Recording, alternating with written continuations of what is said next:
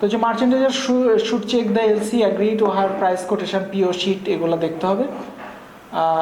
Merchandiser দেখে যদি merchandiser করে আর কি, এটা ডিল করে কোনো কারণে কমার্শিয়ালের অনুপস্থিতিতে বা থাকে অনেক সময় যে ব্যবসা করতেছে, সে ব্যবসাই শুরু করে দিল সে, তাহলে সেও এটা চেক করতে পারে।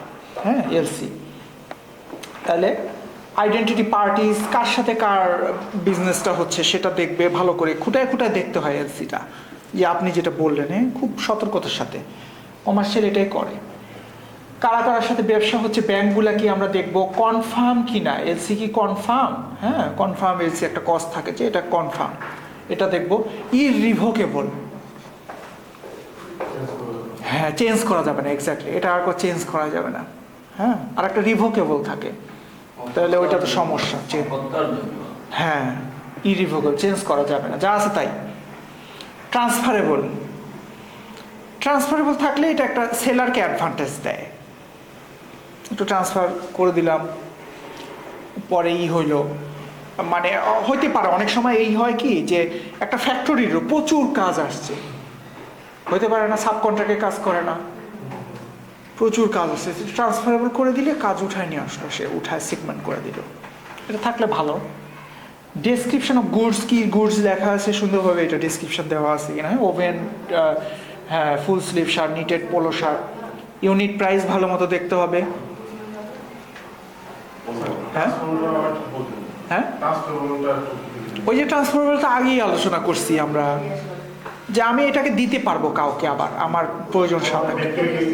হ্যাঁ, কিছুটা ব্যাক টু ব্যাকের মতো আমি আরেকজনকে দিতে পারবো। হ্যাঁ, ও করে দিবে এটা। ইউনিট প্রাইস দেখবো, অ্যামাউন্ট দেখবো, কারেন্সি কোন কারেন্সিতে পেমেন্ট হচ্ছে, ডলারে, সেটা দেখবো। ইন্স্যুরেন্স, ইন্স্যুরেন্স থাকবেই তো, ইন্স্যুরেন্স এটাও দেখতে হবে, ইন্স্যুরেন্স ক্লজ। শিপিং টার্মস, ওই যে এক্সওয়ার্ক, এফওবি, কোন টার্মস উল্লেখ থাকবে এলসিতে।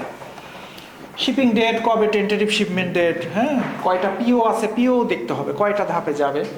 ট্রান্সপোর্টেশন চার্জেস কে দিবে, এটা উল্লেখ থাকবে, এটা ঠিক আছে।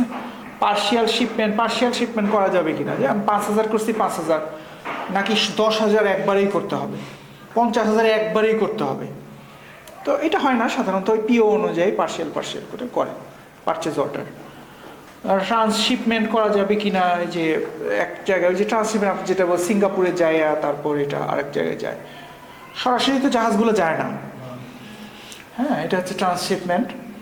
ডকুমেন্টসগুলো, কী কী ডকুমেন্ট দিতে হবে, এই ডকুমেন্টগুলো শো করলেই আমাকে টাকা দিবে, ডলার দিবে।